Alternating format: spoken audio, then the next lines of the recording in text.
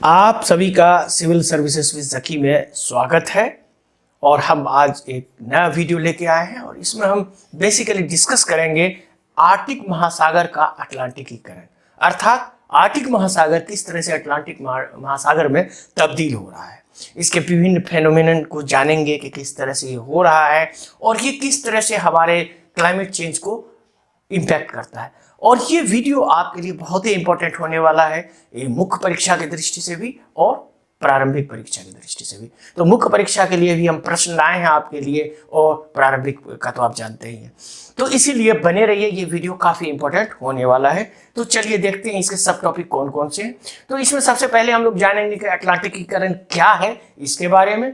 दूसरा हम लोग जानेंगे अटलांटिकीकरण के पीछे क्या कारण है, कौन कौन से मैकेनिज्म इसके अंदर काम करते हैं। और तीसरी चीज देखेंगे इसके परिणाम क्या है, इसके कॉन्सिक्वेंसेस क्या है। अगर ये अटलांटिफिकेशन हो रहा है तो इससे हमारे ग्लोबल क्लाइमेट पे क्या इंपैक्ट पड़ेगा। और चौथा चीज जो हम देखेंगे, बायोकल अभियान के निष्कर्ष क्या है। बेसिकली आप जानते हैं कि जो भी वीडियो आपको हम देते हैं वो रिसर्च पे आधारित होता है और ये काफी डीप रिसर्च होता है। तो इसीलिए इसमें हम लोग जानेंगे कि ये जो अभियान था इन्होंने क्या पाया, क्या खोजा और क्या क्या इसके कॉन्सिक्वेंसेस होने वाले हैं। तो चलिए हम लोग जानते हैं। तो सबसे पहले संदर्भ देखते हैं कि इस संदर्भ क्या था। तो जैसा कि आप जानते हैं, हाल ही में बार्सिलोना विश्वविद्यालय जो था उसके पर्यावरण और विज्ञान के प्रौद्योगिकी विभाग जो होता है, यानी इन्वायरमेंट और टेक्नोलॉजी जो होता है संस्थान जो था, उन्होंने एक अंतरराष्ट्रीय अभियान चलाया था अटलांटिकीकरण के नामक। उसमें उन्होंने माना कि इस घटना का सपोर्ट किया, कि कहा यह घटना हो रहा है। तो ये अटलांटिकीकरण क्या है इसके बारे में हम लोग जानेंगे। तो ये घटना हो रहा है तो आखिर ये है क्या, ये क्या भला है भाई। तो देखते हैं आज इसके बारे में अटलांटिकीकरण क्या है। तो अटलांटिकीकरण के बारे में हम लोग ये जाने, सीधा सरल भाषा में इसको हम समझें कि इसका तात्पर्य ध्रुवीय आर्कटिक महासागर में गर्म नमकीन अटलांटिक जल, यानी जो गर्म है, ज्यादा नमकीन है, और जो अटलांटिक जो समुद्र का पानी है वो आर्कटिक में जा रहा है। और इस तरह से एक कर्मिक प्रवेश हो रहा है। और इससे क्या होता है कि ये जलवायु परिवर्तन से जुड़ा हुआ है। एक तो जलवायु परिवर्तन से जुड़ा हुआ और जलवायु परिवर्तन में योगदान भी कर रहा है। उसी तरह से हम देखेंगे कि इससे आर्कटिक क्षेत्र का जो पारिस्थितिकी तंत्र है वो बिगड़ रहा है, वो धीरे धीरे चेंज हो रहा है और इस पर बहुत महत्वपूर्ण प्रभाव पड़ता है। तो चलिए देखते हैं इसके बारे में, समझते हैं। तो ये देखिए, ये अगर हम देखें इसको तो ये देखिए, ये पहले का है, यानी पहले देखिए ये जो साधारण आपका बेरेंट सी है वहां भी आपको यहां तक आइस मिलता था, ठीक है। ये पहले यानी 2001 के बाद इसका हुआ है। 2001 से पहले की अगर हम बात करें, 90s की बात करें, 80s की बात करें, तो यहां तक होता था। लेकिन जैसे जैसे अटलांटिकीकरण हुआ तो ये पूरा खत्म हो गया। ये देखिए, ये देख रहे, ये पूरा एकदम अटलांटिक महासागर की तरह हो गया। तो इसका मतलब है जो अटलांटिक महासागर का पानी था, जो गर्म था, जो अटलांटिक महासागर से आ रहा था वाटर, वो अंदर से आके इसको पिघला दिया। यही प्रोसेस। तो इस प्रोसेस को समझने के लिए एक एनिमेशन है छोटा सा, इसको हम लोग देख लेते हैं। आप जानते हैं कि आप लोगों के लिए हम बहुत ही अच्छा छोटी से करके एनिमेशन देते हैं ताकि आप इजीली इसको समझ पाए। तो चलिए इस एनिमेशन को हम लोग समझते हैं। तो इसमें हम देखेंगे बेसिकली, इसमें आप देखें तो यहां पे देखिए इसको, यहां पे तो ये आर्कटिक जो है, हम लोग जानते हैं कि आर्कटिक एरिया जो है, आर्कटिक क्षेत्र है जहां ध्रुवीय क्षेत्र हमेशा बर्फ जमा रहता है। और आर्कटिक जो है, जो नॉर्थ पोल है, वो हमारा पानी के ऊपर है, तो उसमें बर्फ लगभग सालों भर जमा रहता है। लेकिन जैसा ही ये आप देख रहे हैं कि अटलांटिफिकेशन हुआ तो ये धीरे धीरे ये पिघलना शुरू हो जाता है और ये काफी तेजी से पिघलता है। और पिघलने के बाद आप देखेंगे तो पिघलने के बाद ये पूरा आपका फिनोमिनन ही बिगड़ जाता है। तो इसको समझने के लिए हम ये देखते हैं, यहाँ जब हम लोग क्लाइमेट की बात करते हैं तो हम लोग जानते हैं, ये देखिए, ये बेरेंट सी, ये पूरा एरिया यहाँ पे ये क्या है, ये बेरेंट सी है। अब यहाँ हम लोग जानते हैं कि हम लोग जब आप लोग को ज्योग्राफी पढ़ाए थे तो बताए थे कि जो वार्म अटलांटिक ड्रिफ्ट करंट है वो कहाँ जा रहा है, आपको यूके की तरफ जा रहा है। इसीलिए यूके जो है सो हाई लैटिट्यूड पर होते हुए भी वहां मौसम बहुत अच्छा होता है यूके में, या उधर आप देख लें, क्योंकि अटलांटिक ड्रिफ्ट उधर चला जाता है। तो अब ये अटलांटिक ड्रिफ्ट यूके से भी काफी आगे जाके बेरेंट सी में पहुंचना शुरू हो गया। तो यही इसका अटलांटिफिकेशन आपका यहाँ देखिए, ये देखिए, ये देखिए, ये देखिए। तो ये जो है, ये पूरा एरिया, ये जो पूरा है, ये अब देखिए कि धीरे धीरे ये आर्कटिक की तरफ पहुंच गया। तो ये जब आर्टिक की तरफ पहुंचा तो यहां से देखिए,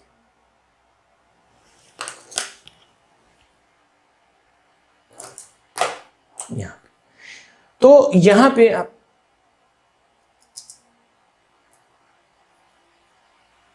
यहां पे तो अगर हम इसको देखें यहां पे देखिए, ये देखिए, ठीक है। तो यहां पे आप देखिए, और बेसिकली ये जो है आप देखेंगे इसका,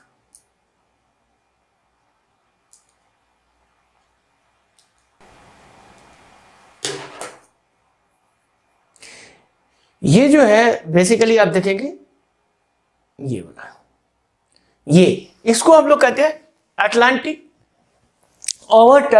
अटलांटिक मेरिडोनियल ओवरटर्निंग सर्कुलेशन।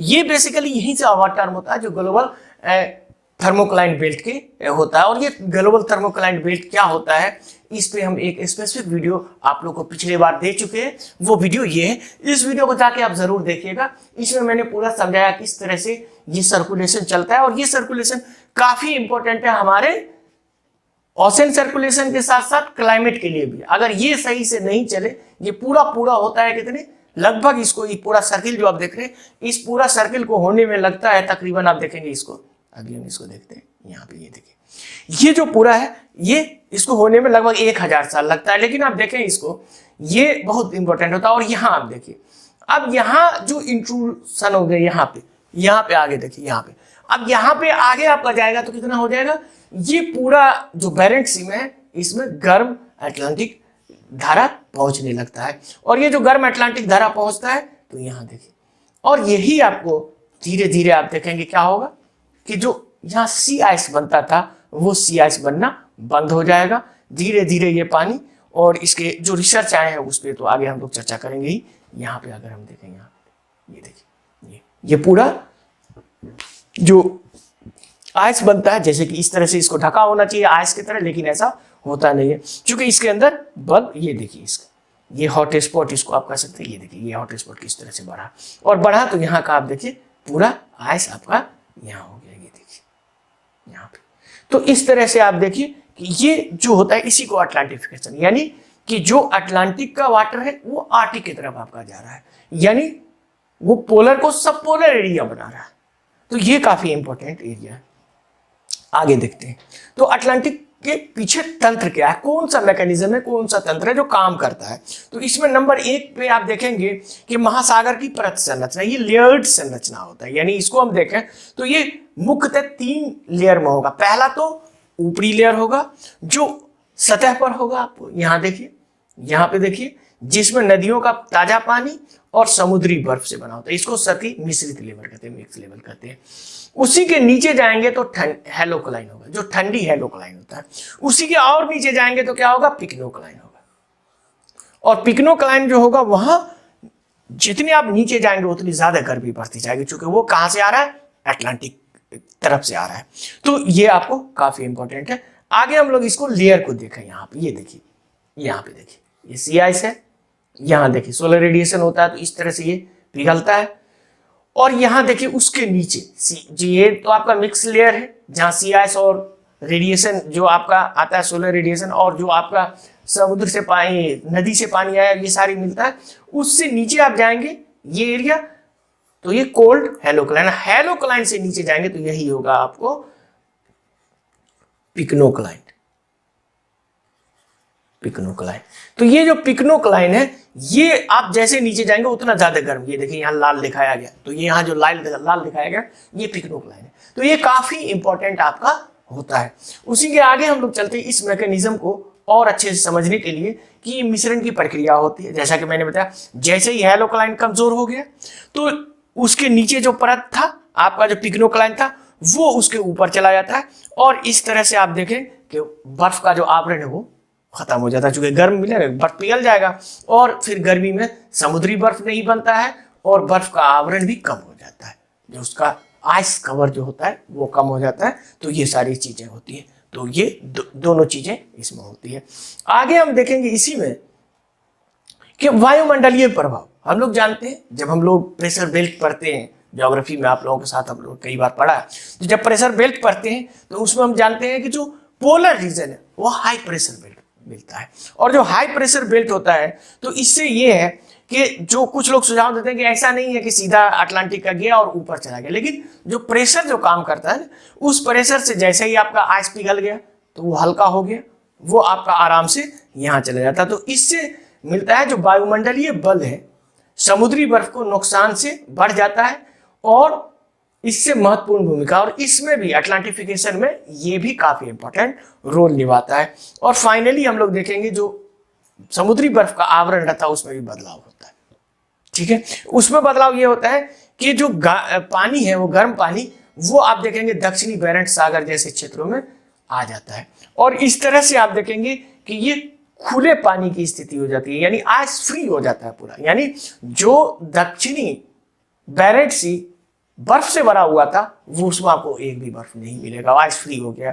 और इससे क्या होगा, आपको जो लोकल इकोसिस्टम है, पारिस्थितिक तंत्र है, वो प्रभावित होगा और जलवायु प्रणाली भी प्रभावित होगा। जो हमारा क्लाइमेट सिस्टम है वो प्रभावित होगा, जो लोकल आपका इकोसिस्टम है वो भी प्रभावित होगा।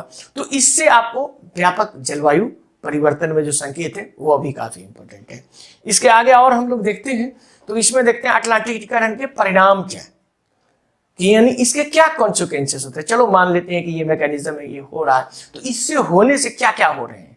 एक तो आपको देखिए ग्लोबल वार्मिंग में और क्लाइमेट चेंज में ये काफी योगदान दे रहा है। तो इसके परिणाम आप देखेंगे, पहला कि पारिस्थितिकी तंत्र में परिवर्तन, यानी इसमें क्या होगा, फाइटोप्लैंक्टन की वृद्धि होगी, और फाइटोप्लैंक्टन की वृद्धि होगी प्रतिवर्ष उत्तर की ओर बढ़ रहा है। अब जो फाइटोप्लैंक्टन होता है उसको खाने के लिए मछली जाता है। जब आप लोग इकोसिस्टम या पढ़ते हैं आप लोग इन्वायरमेंटल इकोलॉजी में, और जब हम लोग आप लोग को बताते हैं तो बताते हैं फाइटोप्लैंक्टन क्या होता है, जिसमें फाइटोप्लैंक्टन, जूओप्लैंक्टन, ये सारी चीजें हम लोगों ने बताया है आपको। तो फाइटोप्लैंक्टन का बूम हो जाता है, काफी तेजी से बढ़ता है। तो और किधर बढ़ता है, नॉर्थ की तरफ बढ़ता है। ठीक है, तो इससे क्या होता है, फूड वेब जो है प्रभावित, जिसको खाद्य जालिका हिंदी में कहते हैं, फूड वेब प्रभावित होता है। और ये फूड वेब प्रभावित होता है तो क्या होता है, जो पहले अटलांटिक में मछली प्रजाति होती थी वो मछली प्रजाति माइग्रेट करके आर्टिक की तरफ चला जाता है, यानी सब आर्टिक वाला एरिया जो है आर्टिक की तरफ जाता है। और इस प्रक्रिया को क्या कहते हैं, बोरियलाइजेशन। इसको क्या कहते हैं, बोरियलाइजेशन। इस प्रक्रिया को हम लोग, तो ये बोरियलाइजेशन भी याद रखिएगा, पीटी में भी काम आ सकता है। आगे आप जब इसका एग्जाम में मुख्य परीक्षा में लिखेंगे तो आप ये लिख सकते हैं बोरियलाइजेशन कहा जाता है या बोरियलाइजेशन क्या होता है। इस तरह के भी क्वेश्चन आपसे पूछे जा सकते हैं, तो ये काफी इंपॉर्टेंट हो जाता है। उसके बाद देखते हैं इसी में आगे, तो समुद्री जीवन पर प्रभाव। अब इसका समुद्री जीवन पर भी प्रभाव होता है, जैसा कि मैंने बताया कि आर्टिक महासागर गहराई तक प्रवेश करता है, और इससे उप आर्टिक प्रजाति, जो सब आर्टिक में प्रजाति पाए जाते थे, जो भी जीव के प्रजाति, जो भी ऑर्गेनिज्म, वो आपको आर्टिक की तरफ मूव कर जाते हैं। इससे क्या होता है, जो पारंपरिक आर्टिक प्रजातियां जो वहां के नेटिव है वो विस्थापित हो जाता है, वो चला जाता है, और उसका धीरे धीरे डिक्लाइन होता है, यानी उसका बायोडिग्रेडेशन होता है, यानी उसकी जो जैव विविधता है उसमें हानि होती है, और उसमें हानि होगी जिससे महत्वपूर्ण पारिस्थितिकी यानी पूरा इकोसिस्टम ही चेंज हो जाता है। जब इकोसिस्टम चेंज हो जाएगा तो सब का प्रभाव पूरे एक दूसरे ग्लोबल लेवल पे जुड़ा हुआ होता है। जैसा मैंने आपको बताया था थर्मो कन्वेयर बेल्ट, तो ये आप लोग देखेंगे तो ये पूरा आपका जुड़ा हुआ होता है, उससे आपका पूरा क्लाइमेट चेंज पे इंपैक्ट पड़ता है। उसके बाद देखते हैं भविष्य के अनुमान, जैसा कि मैंने बताया इस रिपोर्ट में, इस रिपोर्ट में फ्यूचर प्रोस्पेक्ट भी देखा गया है। तो अगर हम देखेंगे तो 2080 तक ये बताया गया है कि बेरेंट सी सागर जैसे महत्वपूर्ण क्षेत्र में तापमान कितना बढ़ेगा, 0.2 डिग्री सेल्सियस से 2.2 डिग्री सेल्सियस। इसका मतलब है कि जो पहले निगेटिव में था, जो बर्फ था, वो 2 डिग्री सेल्सियस हो जाएगा, सपोज कीजिए। तो अगर -2 से 2 हो जाता है, एग्जाम्पल के तौर पे आप सोचिए, तो समझिए आइस फ्री हो जाएगा। आइस फ्री हो जाएगा इसका मतलब अटलांटिक सागर बन जाएगा, तो आर्टिक अटलांटिक बन जाएगा, और इससे पूरे यूरेशियन बेसिन जो है वो गर्म अटलांटिक प्रभाव में फैल जाएगा, जिससे समुद्री बर्फ में बहुत कमी आएगी। और जब समुद्री बर्फ में बहुत कमी आएगी तो ग्लोबल वार्मिंग एक्सट्रीम होगा। लंदन में भी 40 डिग्री टेम्परेचर होगा समझ लीजिए, और कैलिफोर्निया जैसी जगह पे आग लगेगा। तो ये अभी जरूरत है हमको इसको रेगुलेट करने का, चाहे अभी बहुत सारे प्रोग्राम चल रहे हैं, जियो इंजीनियरिंग वगैरह जो भी चल रहे हैं, तो बहुत ही जरूरी है इसको समझने का। तो चलिए आगे देखते हैं, ये जो रिसर्च किया था यहाँ पे, ये जहाज जो आप देख रहे हैं, इस जहाज का नाम था सरमेंटो डी गैम्बोआ। तो सरमेंटो डी गैम्बोआ यहाँ देखिए लिखा हुआ है, ये वीगो स्पेन से चला था सरमेंटो डी गैम्बोआ। अब इसमें देखेंगे आखिर ये इसको, तो इसमें हम देखेंगे ये बेसिकली जो बायोकल अभियान के मुख्य निष्कर्ष क्या है, इस पे जो रिसर्च हुआ उसके मुख्य ये क्या है, तो वो देखते हैं हम लोग। अगस्त और सितंबर 2024 के दौरान हम देखेंगे अनुसंधान पोत सरमिएंटो डी गाम्बोआ ने वीगो स्पेन यानी स्पेन से इन्होंने यात्रा की, उसके बाद रेकजेविक आइसलैंड की यात्रा की तथा ओजोरे और साल्सबर्ग सहित विभिन्न स्थानों से क्या किया, सैंपल कलेक्ट किया यानी नमूना लिया, ताकि चेक करे कि ये किस तरह से परिवर्तन हो रहे हैं। और उसके बाद देखिए कि क्या हुआ। उसके बाद अभियान का उद्देश्य जो था वो हम देखेंगे, ये जो सैंपल लिया क्यों लिया, उसका मेन कारण था कि वो देखना चाहते थे कि समुद्री जैव विविधता में क्या हुआ, यानी मरीन बायोडायवर्सिटी में क्या डिफरेंसेस हुए, और कैल्सीफाइंग प्लैंक्टोनिक यानी कैल्सीफाइंग प्लैंक्टोनिक जो आप देखते हैं कोरल या जो सारी चीजें होती है ना, ये काफी इंपॉर्टेंट रोल अदा करता है वायुमंडलीय कार्बन डाइऑक्साइड को रेगुलेट करने में, यानी उसको विनियमित करने में। और उसके साथ समुद्री जल का जो रसायन है, जो केमिकल कंपोजिशन है, उसमें भी काफी इंपॉर्टेंट ये रोल अदा करता है। इसी को आगे देखते हैं हम लोग। तो समुद्र विज्ञान के अभियान के दौरान एकत्र किए गए साक्ष्य, अब ये जो साक्ष्य जगह जगह से इन्होंने लिया, जैसे कि मैंने आपको बताया कि इन्होंने आइसलैंड से लिया, रिकजेविक से, वीगो स्पेन से चला, फिर साल्सबर्ग तक गया, अजोरे गया, हर जगह लिया ये पूरा जो उसके आसपास का एरिया था, जो मैंने अभी मैप पे आपको एनिमेशन में दिखाया था, उस एरिया में इन्होंने लिया।